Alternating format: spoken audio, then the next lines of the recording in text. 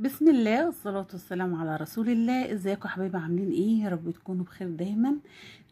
وحشتوني جدا جدا من الفيديو اللي فات. قبل ما ندخل بقى على الفيديو، ما تنسوش اللايك والاشتراك في القناة لو مش مشتركين، وتفعيل زر الجرس عشان يوصلكم مني كل جديد.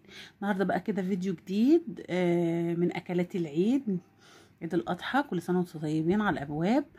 هنعمل النهارده الفشه والكرشه. في اغلب الناس مش بتحبها، بس يعني لو مره كده ولا مرتين في السنه بتبقى حلوه جدا.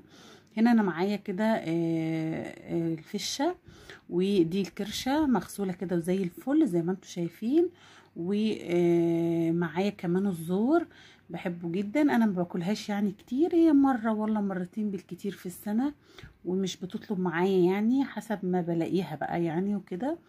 ف بناكلها، تبقى حلوة جدا برضو تغيير عن الأكل.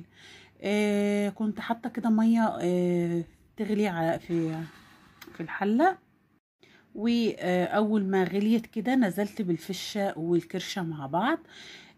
في ناس مش بتسلقها خالص، بتشوحها كده في حلة فاضية، وهي بتنزل المية بتاعتها، وبعد ما بتنزلها بتشربها تاني، وبعد كده يطبخوها عادي. لكن انا بحب اسلقها، لان بيبقى المية اللي انا بسلقها فيها دي برميها وبغسلها كويس، فبتنزل كل اللي فيها يعني، والدهون والحاجات دي كلها في المية اللي انا بسلقها فيها.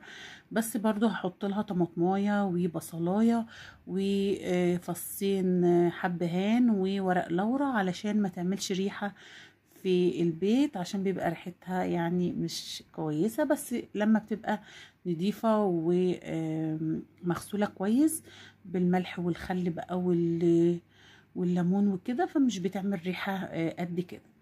فحطيت لها هوت بصل وطماطمايه وورق لورا واتنين من الحبهان، وبدأت كده هسلقها بقى، وهكب المية بتاعتها. هي كده استوت تماما يعني، ما شاء الله استوت خالص.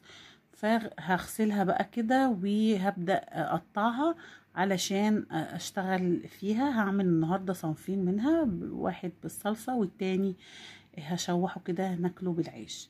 حطيت كده في حلة شوية من الزيت، وبصلاية كده صغيرة مبشورة، وهتدبلها خالص، هديها اللون الذهبي، وبعد كده هنزل عليها بصلصة، وتكون صلصة كتير ومركزة زي ما انتم شايفين كده، علشان تتاكل كده مع رز ابيض.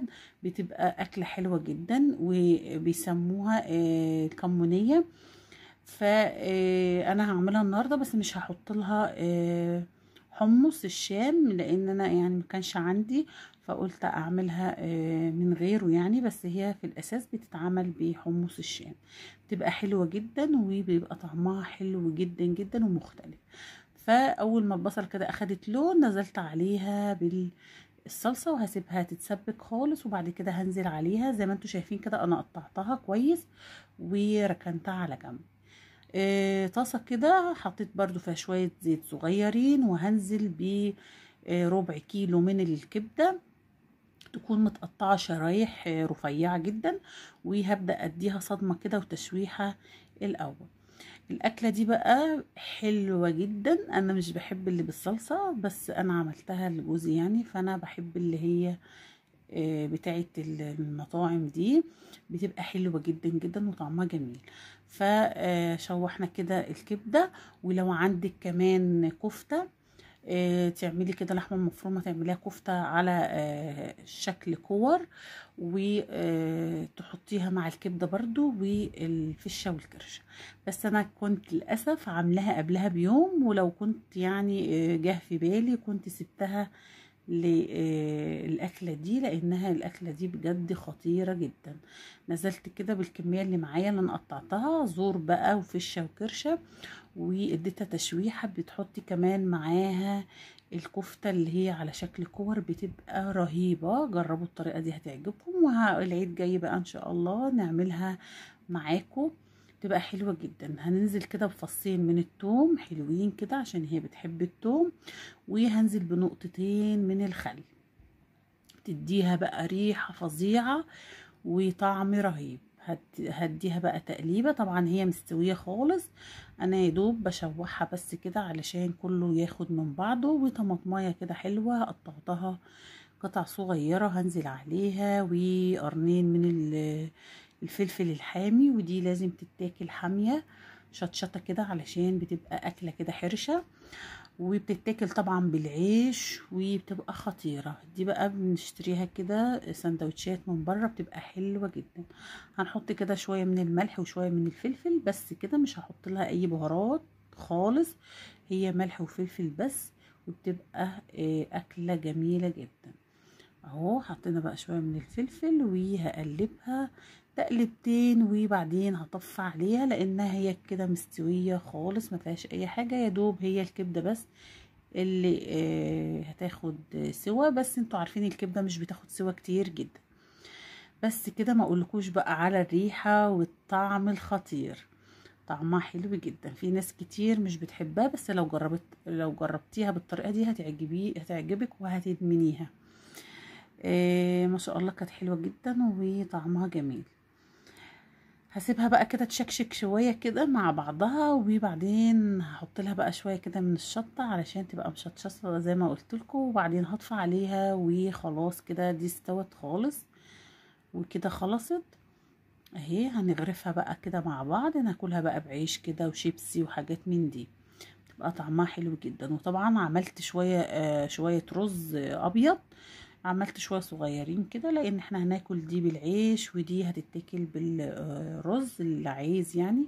نزلت كده بفص توم برضو، والمفروض كان يبقى مع البصلة فانا حطيته كده مش مشكلة، ونزلت بيها كده واحط لها شوية من الملح والفلفل وشوية صغيرة من الكمون، وهتاخد غلوتين بس كده مع الصلصة وتتشرب كده الصلصة بتاعتها، وبعد كده هطفي عليها وتبقى الأكلة كده معانا خلصت.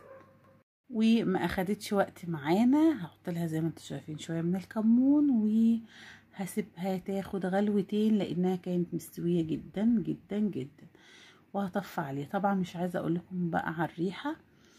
هنغرف بقى كده مع بعض كده، خلاص استوت وبقت زي الفل، اخدت كده طعم الصلصة وبس. على كده ده كيلو كرشة وكيلو من الفشة، وعملوا معايا كمية حلوة زي ما انتوا شايفين. ممكن تعمليهم على مرتين زي ما انتوا شايفين كده. كنت عاملة كبدة للولاد لانهم مش بيحبوا الاكلة دي، وعندي بتنجان مخلل، وكمان عملت رز ابيض، هي بتتاكل كده بالرز الابيض، وكمان غرفت اللي هي تتاكل بالعيش، ريحتها وطعمها روعة.